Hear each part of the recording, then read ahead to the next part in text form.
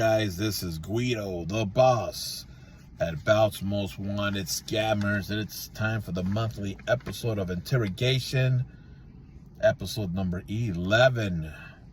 But before I get down and dirty, if you're watching this on YouTube, and if you're not a member of Bout's Most Wanted Scammers, go to Facebook, type in Bout's Most Wanted Scammers in the search bar, fill out all the questions, send a request, and update yourselves on yesterday's and today's Bout Scammers. So, interrogation, 10 questions I'm going to pick out, and if I pick out your question, you will remain anonymous.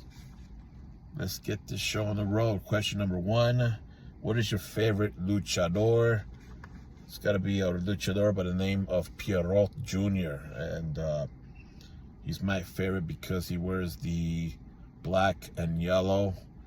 And if you guys know or should know about me already, I'm a big Steelers fan, so their colors are mainly black and yellow. So, Pierrot Jr., luchador. Question number 2, my thoughts on the Trump guilty verdict, all counts. So, I'm not really a political guy, but I do check out every now and then the news on what was going on with Trump, and I don't believe that he's guilty on all the counts. But again, that's my opinion, and I'm sure some of you probably have a problem with that. But you know, I live in the United States. This is America, so I could say what I want to say and believe who I want to believe. So yeah, there's a lot more to it on that Trump case, and let's find out what's gonna happen. All right, so question number 3, my opinion on Jordynne Grace in NXT. I think this is great. I think when you have wrestlers from a certain company and they go to another company and wrestle, I think that's great, especially if it's a popular wrestler like Jordynne Grace. She's a champion of where she's at, and now she's coming to NXT, challenging the champion of NXT. I think this is awesome. At the end of the day, we as fans, wrestling fans, we all win because we're seeing something that's really not done a whole lot, especially with WWE.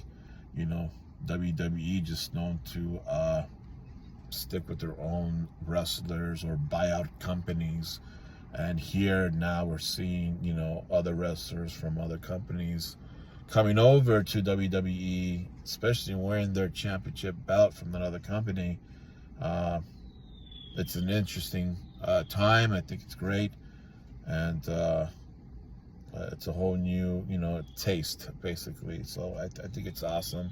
So she's a hell of a wrestler as well. She reminds me of, respectfully, of the Ultimate Warrior and a Ryback type of situation. When it comes down to her, muscular body, her strength, but she's a hell of a wrestler. She's freaking awesome. Let's see here. What is question number 4? What is your story on the ECW bout? I'm not going to say what it is because that's going to be for another video. But basically, I mentioned this in another video before that I had a ECW bout, a replica from ECW and not WWE, and something had happened. But it's you guys are going to trip out when I tell you the story, but it's definitely for another video on that. So I can't say too much about it, but stay tuned. For sure there's going to be a story time video on what happened with my ECW belt. Question number 5, I don't think one should be labeled a scammer if you file a PayPal claim to get a partial refund. You're getting your money back, aren't you? So with this question, again, it all depends on the situation. Like a person, in my eyes, will be labeled a scammer if I received a messed up product, and if the people that are involved doesn't compensate for that messed up product, then if I got to file a PayPal claim in order for me to get some kind of compensation, then those people will be labeled as a scammer because they're refusing to fix the situation, and it's not fair. So if I got to go to PayPal, file the claim to make things right, you're going to be labeled as a scammer. You're going to be labeled as a scammer. That's the end of the story. At least in my group, in my mind, that's what it is. And that actually has taken, that has happened with me. So, it is what it is. Question number 6. Seen the footage of your backyard wrestling days that was off the hook. Are you going to post any more footage? So I've been getting a lot of questions when it came down to the backyard wrestling that I used to do back in the late 90s, early 2000s. And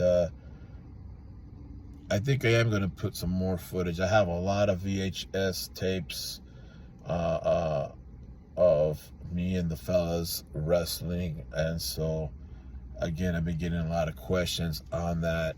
So I think I'm going to put some more at a later date.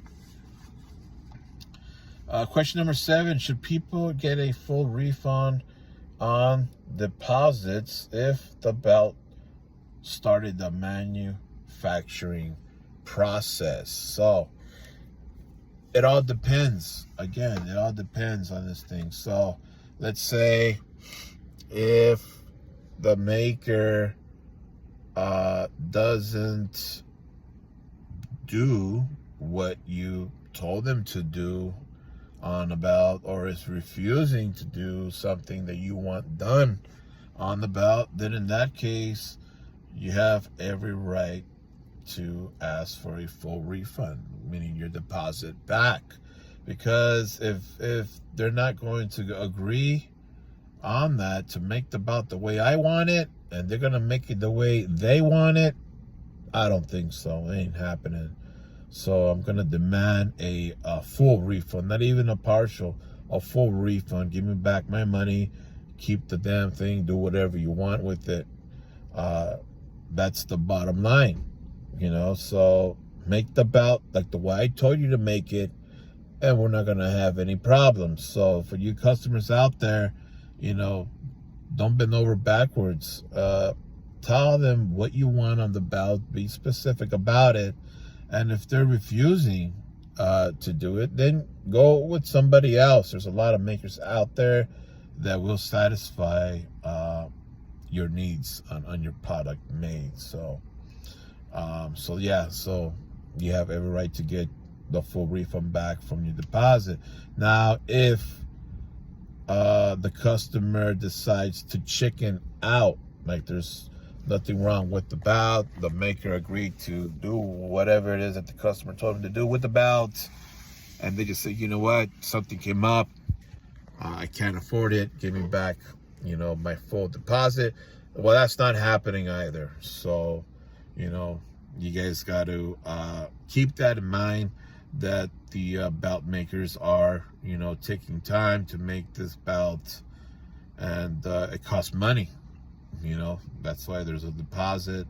And another reason for a deposit, if in case people back out, they didn't lose, money on it. Because you could just imagine if it's okay to back out and get a full refund on your deposit, well, the belt maker just started a belt that you wanted that maybe he might not be able to sell it if he finishes it. It's going to be sitting, on somewhere in the shelf in the basement somewhere, collecting dust, and he's not going to be able to get rid of it because it was about that you wanted. So, keep that in mind as well as the customers. Question number 8. What is your opinion on belt groups in general? What do you like and don't like about it? Belt groups in general. So I think it's fantastic that we have different bout groups in this hobby. What I like, that's what I like. What I don't like is that a lot of these bout groups are, if you think about it, they're the same. They're the same. The only thing that changes from what I've seen on most of these bout groups is that there's different admins, moderators, but the material is the same. It's the same thing. You got guys posting the same shit, and most of the bout groups, and you have the same members, really. So, it's just, there's like, what, hundreds of bout groups out there, and about at least half of them are all the same, just different bout group name. It's a different name, different look, but it's the same shit. Same people, same audience, same posts. It's just the same. You got to stick out and be different, be more creative. For instance, when it comes down to Bouts Most Wanted Scammers, my group, it's different than most bout groups out there. Why? Because my group is based on reporting scammers or people that are trying to scam. I've been told that, well, your group is a copycat of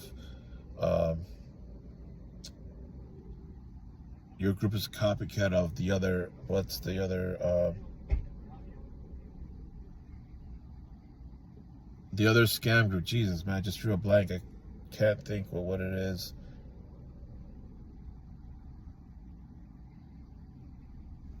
Drawing a blank. But that my group is supposedly a copy from the other bout scam group. Well, not at all, because I got a different look, a different name for the title. And in my group, I actually post evidence of the people that are scamming or trying to scam. If you go to that other bout group, the last time that I was there, people are able to post whatever they want with no evidence. So people are able to accuse somebody of scamming someone, but there's no evidence on there. And it actually is posted on the wall, and it'll stay there. So that's the difference between my group and that group, is that there's two different groups with the same goal, which is reporting scammers. But my group, I post evidence, and if there's no evidence, then I can't post it. Versus on the other group, you can post anybody. I can accuse whoever I want and post what I said with no evidence, and it's going to get posted. So that's the difference. But yeah, there's too many bout groups out there just being the same. You got to be different. You got to stick out, be different material, be more creative. Let's see here. Question number 9. You ever heard of a guy named Derek Goss? What's going on with him? I hear a lot of stories. So this guy Goss, you hear some positive stuff, and then you hear some negative stuff about this guy. So I mean, I've never done business with this guy, but I've seen transactions go down, and this guy's known for basically lowballing people and then reselling the bout, a lot more than what he paid for, which is, a lot of people are getting pissed off about it.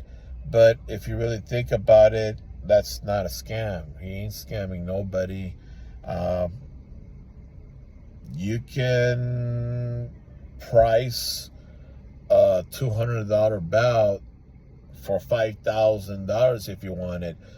That's your bout. And if you want to sell it for $5,000, and though we all know it's nowhere close to $5,000, you can do it. There's nothing, there shouldn't be nothing wrong with it, but a lot of people have a fit about it. So that's that on that part. But this guy is a be on the lookout, and at Bots Most Wanted Scammers. He's 24-0048, and this is the same guy that entered a raffle, and he didn't win the prize, and then he went ahead and opened up a case to get his money back. And that was the jacked up thing about it with this guy. And he tried to get his money back, and I think it didn't happen because they looked in the favor of the person that was hosting this raffle, and found out that I put him on blast, and then he's over calling me a liar. There's evidence on it, in case you're watching this. There's evidence on it, bro. So, there's no way that you can just keep making up lies and all that, man. And there's a lot of people know what you did, so, quit bullshitting. All right, so that's that. Question number 10. In a video you mentioned the hierarchy. What is the hierarchy? What do you mean by hierarchy? All right, so the hierarchy. What is that? Who are they? Well, in the belt hobby, I label a group of people the hierarchy. And these group of people are made out of middlemen, admins of group, moderators of groups, restoners, releatherers, and some of them have podcasts. Some of them have bout groups. They're in charge of bout groups. They made up their own groups. And these guys, I put them in a category called the hierarchy. The name hierarchy. And this is only for a certain amount of individuals with those titles. Okay, so it's not every person that has a bout group. Doesn't go towards every person that's an admin, moderator, restoner, releather. No, none of that. There's certain people that are restoners, releatherers, moderators, admins of groups, and are in charge of their own group. Certain people that are the voices in this hobby, that I like to call them the hierarchy. And the reason why is because these are the guys that are friends with each other, and I have gotten and butt heads with a lot of these guys from the hierarchy.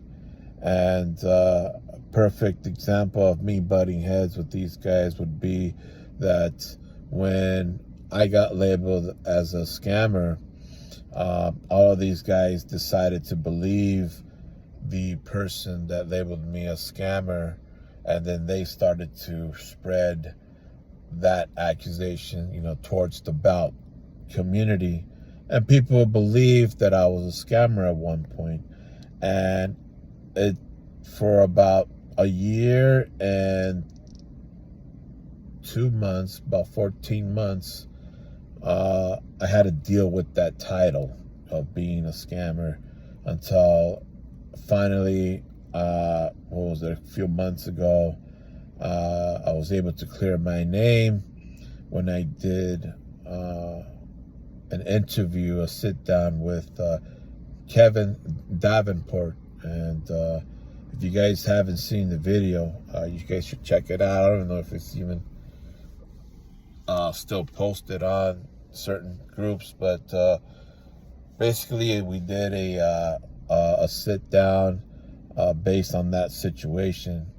And it was a video that basically broke the bout world, because everybody seen the sit down interview, and it turned out to be that what I did was right and correct, and I was never a scammer. So which I've been saying for a year and 12 months at that time. So, I posted a lot of YouTube videos and a lot of evidence of me proving that I was never a scammer. But when you have people from the hierarchy, again, who are they going to believe? Somebody that,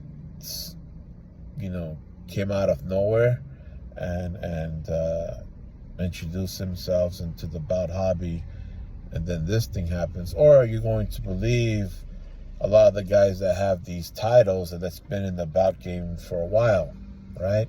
So they're going to believe these guys, the hierarchy, over me.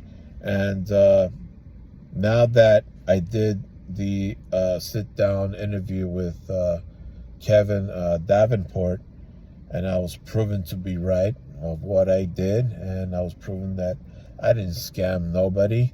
Now what? That's a big slap on the hierarchy's face. Everybody that's labeled me a scammer, and no one really apologized, for labeling me a scammer, which is a fucked up thing about it. They just turned around and disappeared. Now no one calls me a scammer. Why? Because I never was, So that's where the term hierarchy comes from.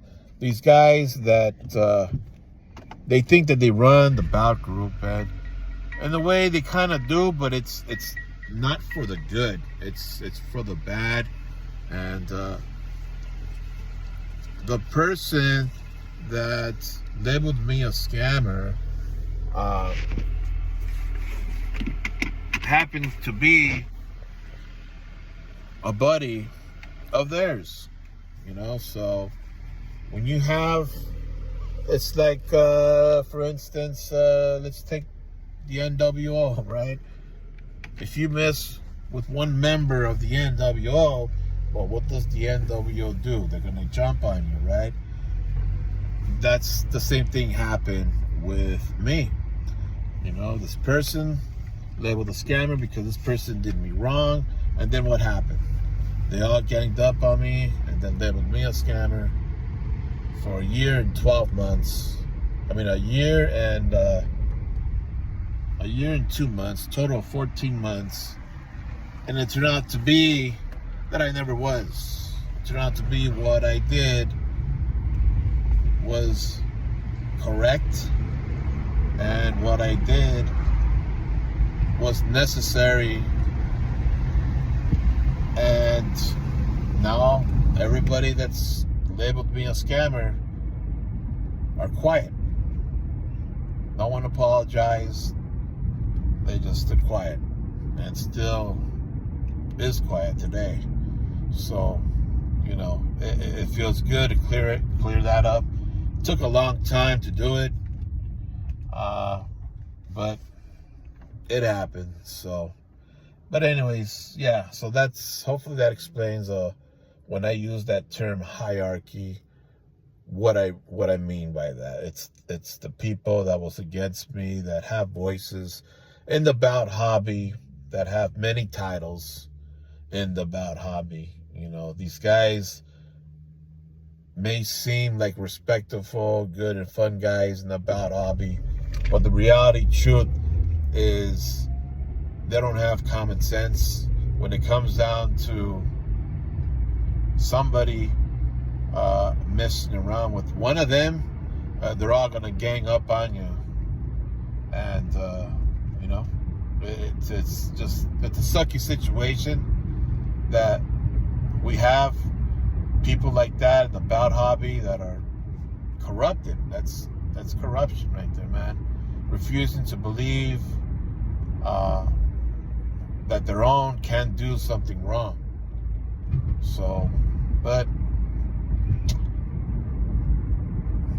that's the way it ended, All right, guys. So that was the end of episode 11, Interrogation.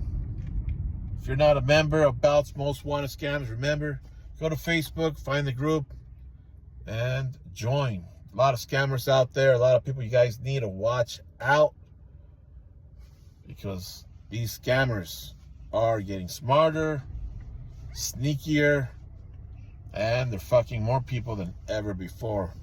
They really are. So watch out for these guys. All right? All right. Peace. Take care.